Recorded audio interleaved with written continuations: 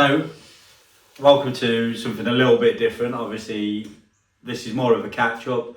Obviously, we do the podcast, but what this is more of a conversation with people who work with me. And so we've got Chloe today. And what we're going to discuss is really what she's been up to over the last year, what her plans are for the potential next year, and yeah, just get to know what Chloe's been up to. So, as you can see, she's been recognised. She's in the finalist for hairstylist.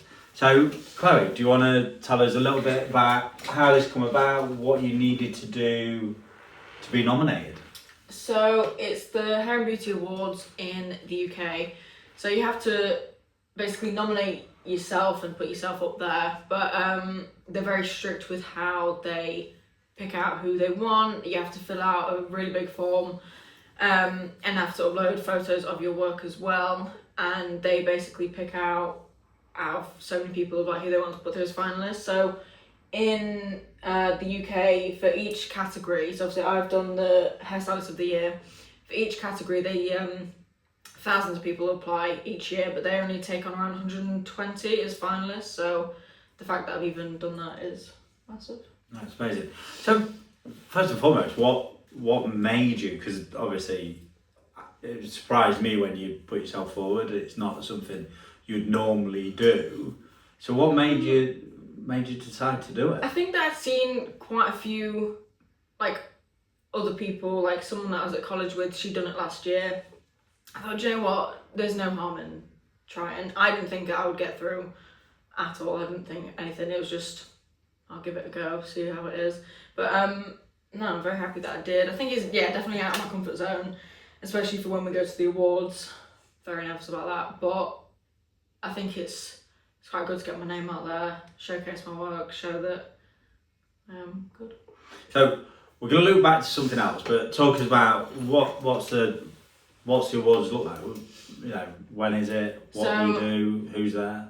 It's going to be on the 15th of August in Manchester at the AO Arena. It's a big, massive event. There's 3 parts to it that we're going to. The first one is the HBA Connect, which is where we get to connect with other people and we get to meet other people.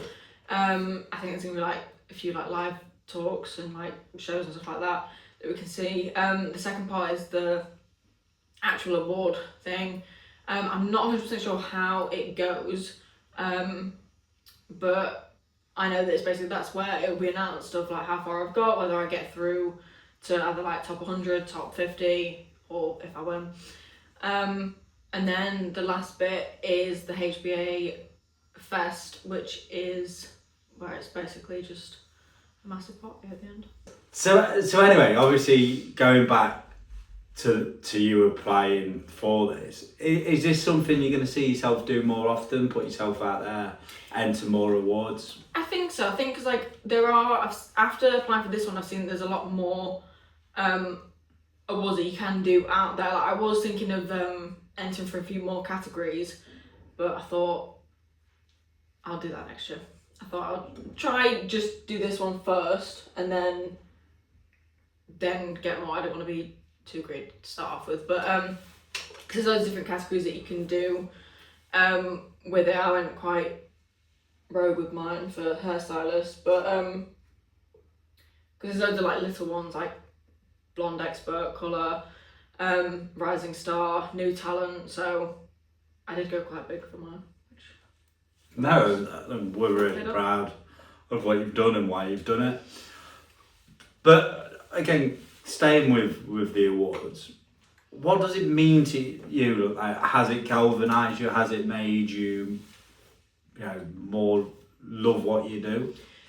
I think so, definitely. I think, like, as a person anyway, I'm not very confident in a lot of stuff that I do, and I feel like I do need to realise that I am actually better than what I think I am, and I think that's just proven it, even though I do hate talking about it because I don't like to show off about it. But the more people that I speak to, you just do need to do that. Like, you do need to show off, you should be proud of it. So I think it has like boosted my confidence a lot more, and like with clients and like with new clients coming in, like to be able to have that obviously like near my chair and like where people look up and see that, it's quite good for them and it does make me feel a lot more confident in the work that I am producing, that like I know it's good or else I wouldn't have got through. Yeah, no, true in that. So what does the next year look for Chloe as a hairdresser, a hairstylist? I think I definitely want to stick with doing like all my colours and all, like, love all the funky colours, the blondes, balayages, all stuff like that. But I think after the course we did yesterday, I might want to start going a bit more into barbering. Not fully, but I do want to go a bit more into experimenting with that a bit more. So add something else on. So obviously you brought that in. So yesterday you came down with the barbering team to do the American Crew multi-tool. So do you want to just explain what we did yesterday and Yeah, so we went down to London. It's a multi-tool American Crew course. But we had to use, it was like shears, razor, and then clippers. We had to do like 3 different hairstyles. Because I've never been really confident with using clippers. It was never something I really did.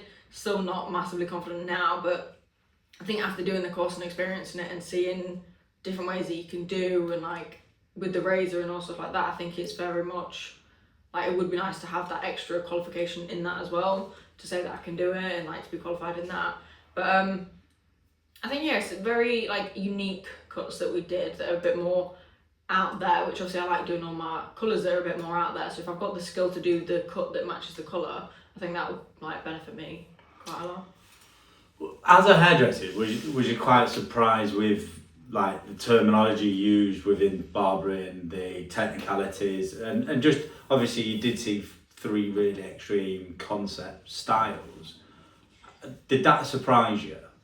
I think so, yeah, because obviously all I've seen like with barbering and like with here is like we don't have a lot of clients that have that kind of cut and style. So to be fair, it wasn't even something that I'd ever seen be done before, and it's not something that you see people have. But I think there's a lot of similar things that we do. I was like with hairdressing, but then a lot of it was very different. Like some of the techniques we use, I would have never have thought of doing before. Like even like with using the razor, or how we had to like thin bits out. I wouldn't have ever thought of that. So I think it's good, even though it was with the barbering course, but I can definitely include that in with my hairdressing as well for like them certain styles. Do you think hairdressing and barbering's kind of crossing over a lot more now? I think so, definitely. I think there's a lot more in with it, because I think a lot more women are having like shorter cuts that possibly like a barber could do. Same for like men that have like longer hair. Like, I think it's not very one-sided more, where like short hair is barber, long hair is hairdresser. I think it's very much getting in like for both of them together. Yeah. Did you what did you make of, because obviously we was there, we used some different products and like was talking about different ideas of why and how to use products. Do you find that there is a real need for products, or? Oh, 100%. I think with using them, like the outcome of the style is so much more different. And one of the products that we used yesterday on the course, I did actually recommend to my client to use today, and like even she said the difference with putting that in and then blow drying is so much different to what my products that I use. Because I think I said like with my like female products, they're not as strong. Like they are strong, but not as strong as what men's are. So using that on her today, she said the difference was like insane. So I think there's definitely a need for certain products. Yeah. Yeah, no, I think products are certainly used well and used correctly that make such a difference. So that's good. So do you feel like you're going to probably start using some of these different razoring techniques? I think so, definitely. I said that I want to get my confidence up with that first, but I've already like spoke to my client this morning and said that I would use them on her, and she's more than happy for that, because she used to have a razor cut, but she doesn't find many people that do that, which was quite a shock to hear as well, because obviously I knew that I didn't use them, but I didn't realise that not very many hairdressers use razors. It's more barbers that do. But I think now that I've learned roughly how to use them and like getting the skill up there and the knowledge with using them, I could include them in a lot of haircuts that I do.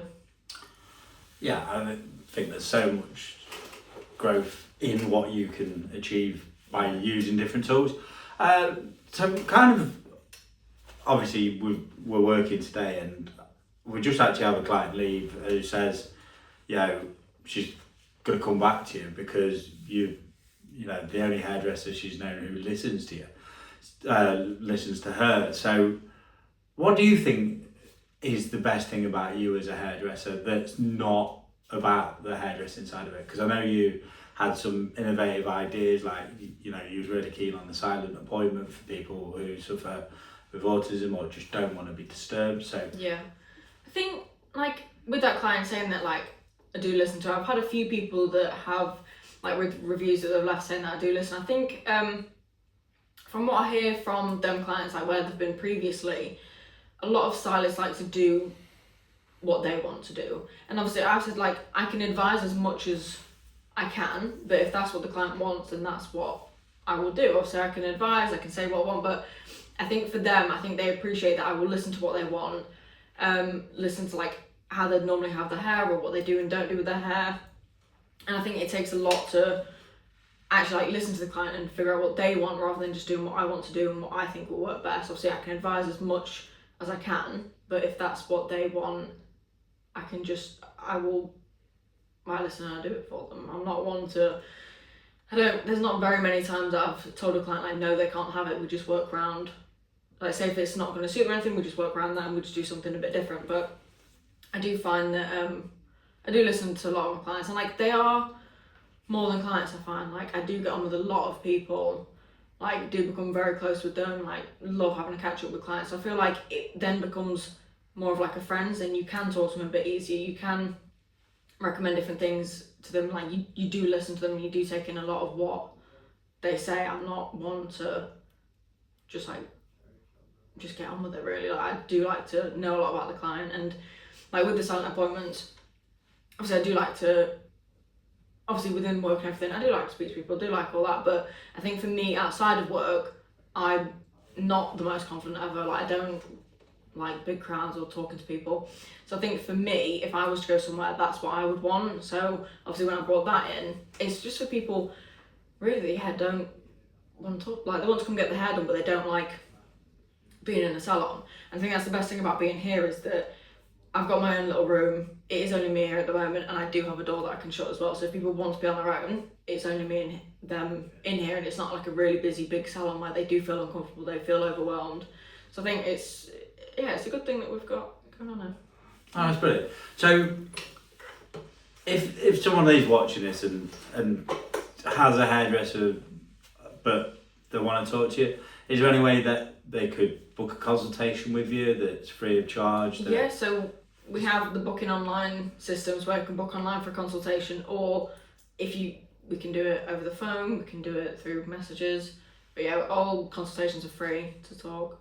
Because I think that's what's really nice about our salon is, obviously, we do offer free consultations, and they can be booked online. So, that barrier to entry is really low. You can get in. And again, don't feel like if you do book a consultation, you have to book in. It's, it's just getting the right people in and making sure that connection's there. So that's good. Obviously, you mentioned at the moment you work on your own. Would you like to change that? Yep. I think I am. I don't mind it on my own. I think it's nice and quiet, but I feel like I am definitely ready for someone else with me now. Doing it a bit lonely. So we are looking for a hairdresser. We've got potentially a couple of apprentices starting in September. But I'm probably going to overshare. So obviously you told me something yesterday. You was approached and you've decided you want to stay. Thank you very much. We really appreciate that. But I suppose that's a good thing, is like what are we doing right? What has made Chloe be approached and Chloe reject that approach to want to stay at Tom's? I think a lot of it is like how comfortable I am and like how my clients are here as well. Like it's very it is very laid back, but we also are like not strict with stuff, but we get stuff done and we do it when we need to do it. But I think it's very much, we do always have like a laugh and joke here. It's never too serious. you can feel relaxed like being in here.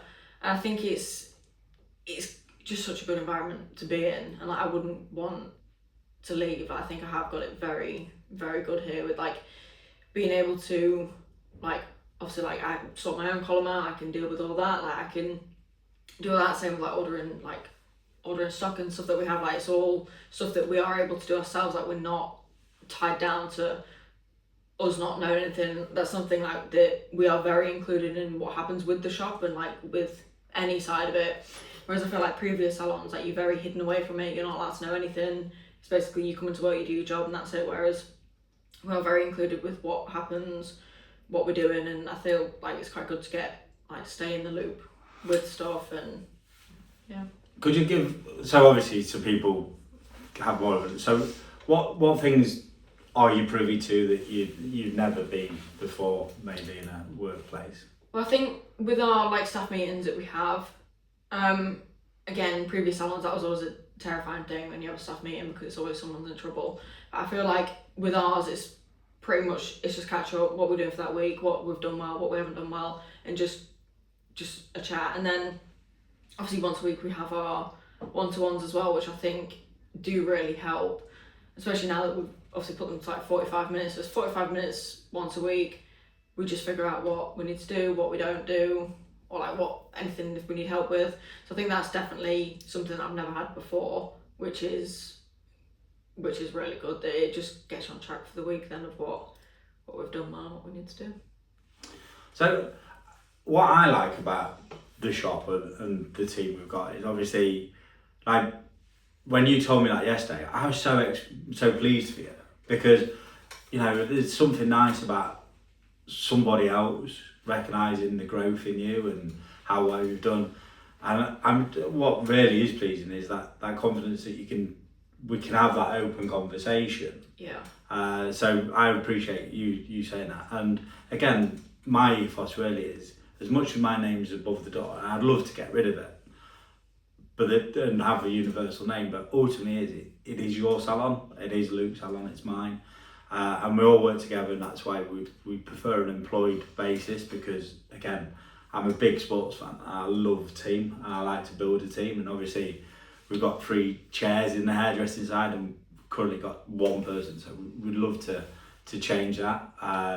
So if you think this is an environment for you, yeah, please reach out. Obviously we'll be discreet, but yeah, we just want to find somebody who loves what they do, is willing to be open, experimental and try things. Obviously we've got a great lad with us in Evan who does a lot of our social media.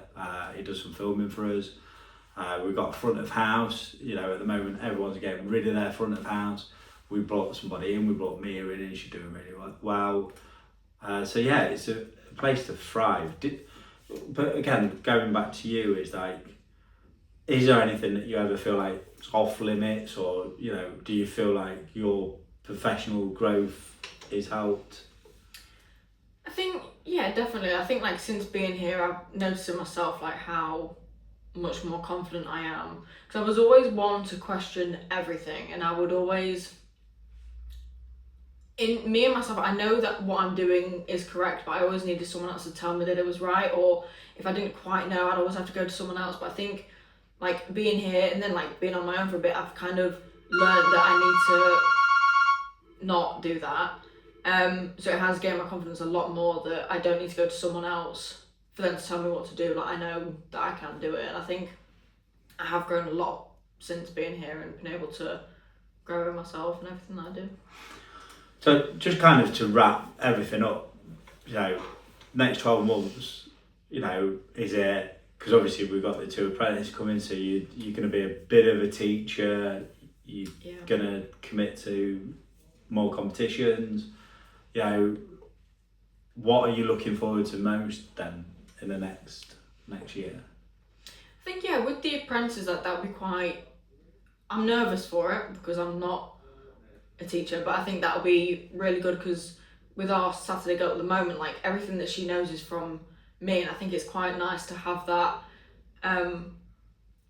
like to be able to teach her stuff that I know and like be able to do that, because I've always, obviously I was I was a junior, and I still remember the people that taught me things. I still remember stuff that they've taught me and that I still use now.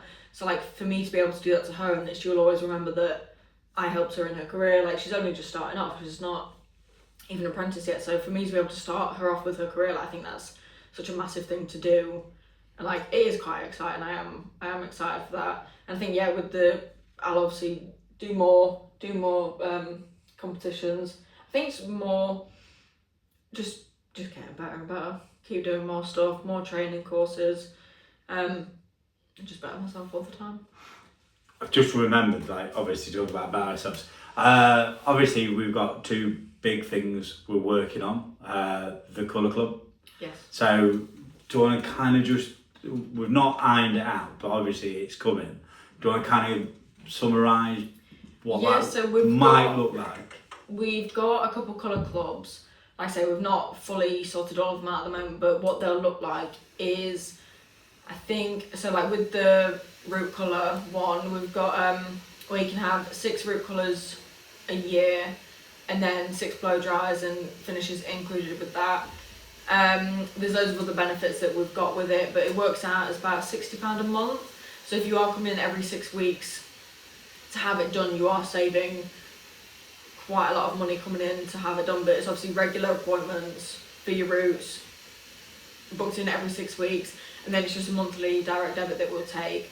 Same with like full head colours and like highlights and balayages. We are in the process of sorting out a club for that as well. So we've got a blow dry club that works really well, where people come in once a week for a blow dry, or they can do our premium blow dry club where they come in twice a week. So they work really well at the moment. So I think adding a colour club in, because we know it's not cheap to get your colour done all the time if you need your roots done. So I think adding that colour club in and allowing people to make that 6-week appointment every time and like know that it's booked in, know they can have it.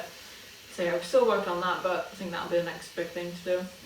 So the reason we brought in the memberships is ultimately the costs getting really high. So again, if we can balance that out, so it's more consistent for you as a person, so you know your outgoings, and then again keeps that consistent relationship in. You know, if it's scheduled appointments, it becomes a routine, becomes something you look forward to. And the thing is, your hair grows and your colour lasts the same amount of time, so it gets rid of the guessing, stuff like that. So that's why we're really keen on the membership side of it. But also what we've got two little bits that fall under that. So we've got like the colour guarantee. So obviously if you have a colour with us and it doesn't last and you're using our products, we'll guarantee that colour. Because obviously we need to guarantee that colour using the proper shampoos and conditioners. So that's something that we offer. And we don't talk about it or celebrate as much as we should, but we feel like that's the right thing to do. You come to us in colour, you trust us. So guaranteeing that colour, obviously, you know, if you're using the right stuff, the colour's going to survive, but we just like to give you that guarantee. And that leads also into, we have a money back, no question asked, on all purchases, all retail purchases.